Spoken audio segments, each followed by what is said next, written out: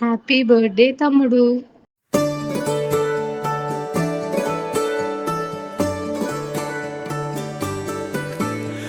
కాలమాగి చూసిన అనుబంధమే ఇదిలే, వయసు మీరిన పాసమే ఒక కావ్యమైనదిలే.